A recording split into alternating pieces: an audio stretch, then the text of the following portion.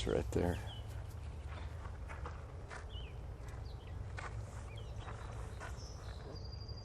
There's Chip.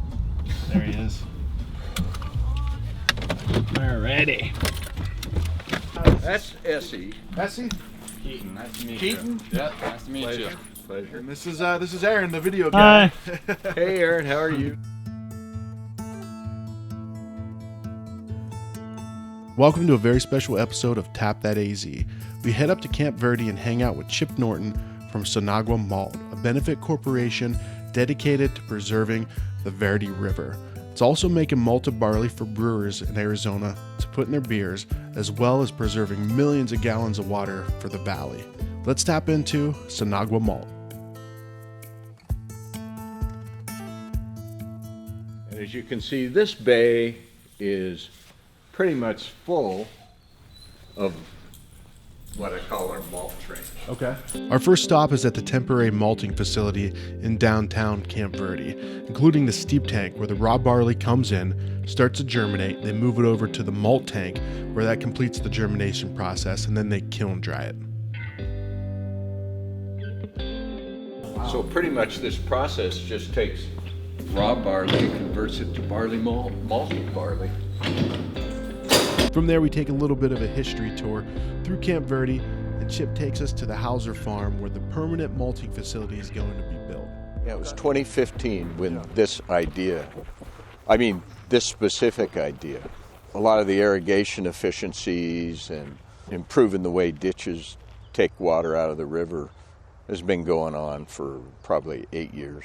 2015 is when we thought, this is a good idea. Let's see if this can work. Yeah. And we were looking for two things. One was, is the farmer going to get enough yield, enough bushels per acre at the price you'd get for malt barley to pay for switching? And that answer was yes. Okay. The other thing was, is the quality of the malt good enough for craft brewers? Everybody came back and said, man, that's good. Just from us the barley that Hauser Farms switched to this year resulted just in the month of June, to kind of put it in perspective, about 16 million gallons more water in the Verde River in the month of June. Just from us doing what that equipment will use in a year. And that's just from Hauser? That's just from Hauser. Ah, okay. And of course our plan is to scale up and at least at a minimum triple that. And possibly 6 times that. Hauser himself could produce enough to triple that, but there are other farmers in the Verde Valley willing to do that. Okay. Nice. And this is a good fit for us because it's real simple when they're switching from that crop to malt barley and they're keeping more water in the river. Wow, same stuff you got in the bag. Here's right there. Oh yeah. Oh yeah. Is that acceptable? We originally had about 300 tons stored in here, but it took us longer to get the Malt House going than we planned, so Hauser's taking some of it and selling it for feed barley for us. Okay. The Verde just happens to be a place that's got the right demographics, and it's got a really important thing, and that is you've got a downstream user, the Phoenix metropolitan area Salt River project. That river conservation, not for the sake of having a flowing river and all these cool birds and wildlife and everything, but because they need that water, they're willing to support these kind of efforts. And that's a really key thing where you're tying the water certainty of a huge community in with flowing rivers and rural communities to have that connection. They don't have that in Colorado like they do here.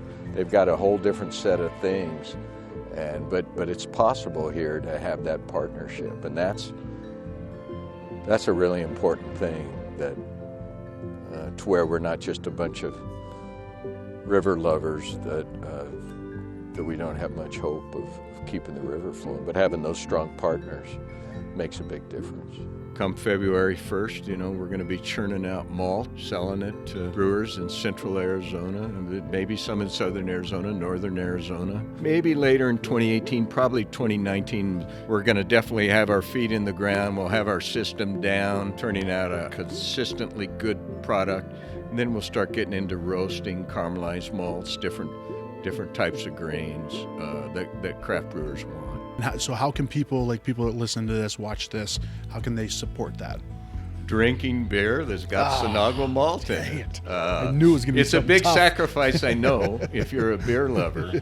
But I think right now there's especially among craft brewers and craft beer drinkers, they love the idea of having drinking beer that's got all local products in it, local grains. And I think this just adds, and those are all great stories that are associated with that. But here you're adding another story that if you're drinking Sinagua Malt in them, that you're helping keep the Verde River flowing. Yeah. So, that's pretty easy conservation work, and I expect more out of people, but. Yeah. But I think that just by patronizing those brewers that are willing to go out on a limb and try the local product instead of, as we said earlier, instead of doing what they've always done, that's a good way to show your appreciation to those brewers.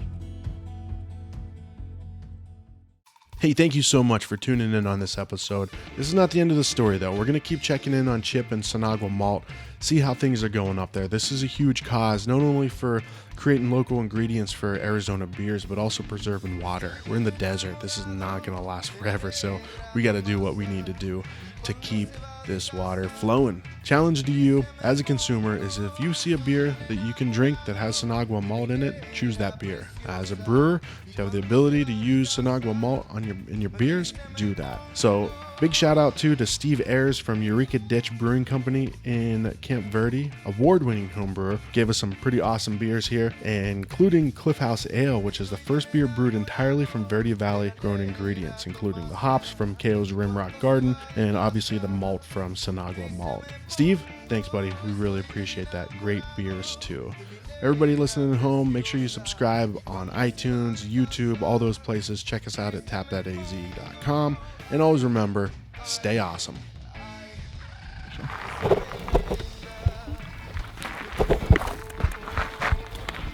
Crunchy.